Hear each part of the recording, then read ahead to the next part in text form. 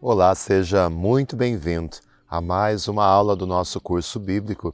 Estamos estudando o livro dos Atos dos Apóstolos, por isso, se você perdeu as aulas anteriores, eu aconselho você a clicar no link que está na descrição do vídeo, das últimas aulas, para que você não perca o fio da meada e assim siga os passos que nós estamos dando. Hoje nós queremos estudar sobre as fontes e sobre a historicidade do livro dos Atos. Uma obra tão rica, cheia de notícias, de documentos, ele supõe que exista uma ampla informação da parte do seu autor, que, aliás, era um pesquisador muito dedicado. O prólogo, seja do Evangelho de Lucas, seja dos Atos, mas principalmente o do Evangelho, ele fala das pesquisas que Lucas fez. Os estudiosos, então, têm procurado determinar as fontes que Lucas utilizou para escrever o livro dos Atos dos Apóstolos, porque desta questão das fontes que Lucas bebeu para escrever esses relatos depende a fidelidade histórica dos Atos dos Apóstolos, para que a gente tenha uma segurança de que as histórias contadas por Lucas, aqueles fatos, são realmente fatos históricos. Antes de mais nada, a gente deve registrar como fonte o próprio testemunho ocular de Lucas. Lucas foi companheiro de Paulo nas suas viagens missionárias, como também na viagem de Cesareia até Roma. Em consequência, ele deve ter escrito as suas memórias ou um tipo de diário em que aparecem minúcias e o intenso colorido, principalmente na seção em que Lucas fala do nós. Se você ler o capítulo 16, versículos do 10 ao 17, o capítulo 20, versículos do 5 ao 15, capítulo 21, versículos do 1 ao 18 e o capítulo 27, capítulo 28, você vai ver que Lucas está falando sempre em nós, ou seja, como um participante daquelas viagens missionárias. Especialmente esta última, capítulo 27 e 28, marcada por uma linguagem muito técnica, uma linguagem vivaz, relatando as peripécias da viagem, do naufrágio e um testemunho eloquente da perspicácia e da cultura do autor. Convido você, então, a se deter capítulo 27 e capítulo 28 até o versículo 16, para que você mergulhe nessa viagem com Lucas e Paulo. A seguir, nós podemos citar como fontes, além desse testemunho ocular de Lucas, algumas tradições escritas, tradições orais, que foram recolhidas por São Lucas. Em primeiro lugar, aquelas que dizem respeito à comunidade primitiva de Jerusalém. Então, de Atos do 1 ao 5, Lucas vai falar sobre aquela primeira comunidade de Jerusalém. Ele relata essa vivência daquela comunidade a partir de algumas tradições orais e escritas que existiam na época. As que se referem à obra apostólica de determinados personagens, como Pedro. Então existem outras tradições que vão falar do trabalho de alguns apóstolos. Se você ler o capítulo 9, versículos 32 até o capítulo 11, versículos 18, você vai ver alguma fonte que Lucas bebeu falando sobre Pedro. Capítulo 12, versículos do 1 ao 19, a mesma coisa. Existem os relatos que falam sobre Filipe, principalmente capítulo 8, do 4 ao 40. A comunidade de Antioquia, então depois que sai de Jerusalém, se passa a Antioquia. Foi o primeiro centro missionário em terra pagã. Com certeza, a vivência daquela comunidade deve ter oferecido a Lucas algumas tradições referentes à sua fundação, aos judeus helenistas, porque Lucas conta alguns fatos ali daquela comunidade de Antioquia que ele não presenciou.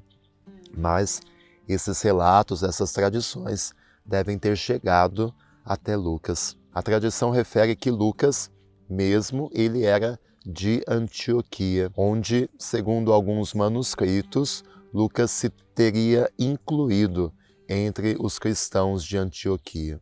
O próprio São Paulo teria oferecido a Lucas informações sobre a sua conversão, sobre as suas viagens.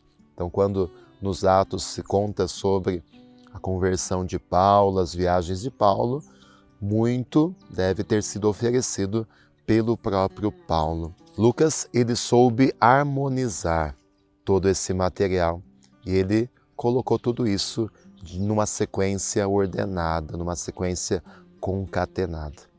Passando para o aspecto da fidelidade histórica, então como ele bebeu dessas fontes, sejam as tradições orais, sejam as tradições escritas, seja os relatos que ele ouviu de Paulo, daquela comunidade de Antioquia, da comunidade de Jerusalém e daquilo que ele próprio viu, a gente pode depreender a fidelidade histórica dos Atos dos Apóstolos, principalmente da forma precisa, da forma sóbria em que Lucas narra essas histórias.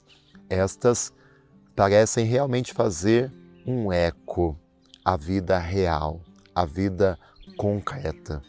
Tenha-se em vista especialmente a descrição da viagem a Roma, capítulo 27 e 28, que nós já citamos, a estada de São Paulo em Atenas, no capítulo 17, versículos do 16 ao 34, o tumulto do ourives em Éfeso, você vai encontrar essa história em Atos 19, versículos do 21 ao 40, toda aquela celeuma que foi levantada contra Paulo no templo, capítulos 21, versículo 27, até o capítulo 22, versículo 22. Alguns pesquisadores acabaram dizendo que os discursos que Lucas relata em Atos fossem discursos artificiais.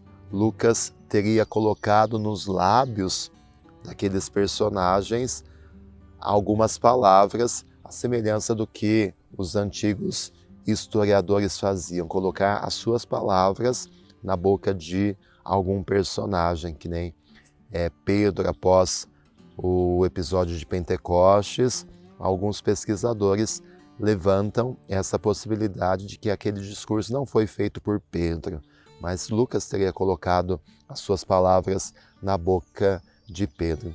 Mas outros pesquisadores, nos quais nós acreditamos, nos mostram que é difícil admitir que Lucas, por mais culto que ele fosse, pudesse, após décadas, compor discursos de um caráter tão arcaico, tão semita, como são os discursos de Pedro. Se a gente lê aquele discurso, por exemplo, em Atos 1, 16 a 22, Atos 2, do 14 ao 36, Atos 3, do 12 ao 26, Atos 4, do 8 ao 12, por exemplo, discurso de Estevão, no capítulo 7, sem dúvida, Lucas dispunha de documentos que faziam referência a esses discursos.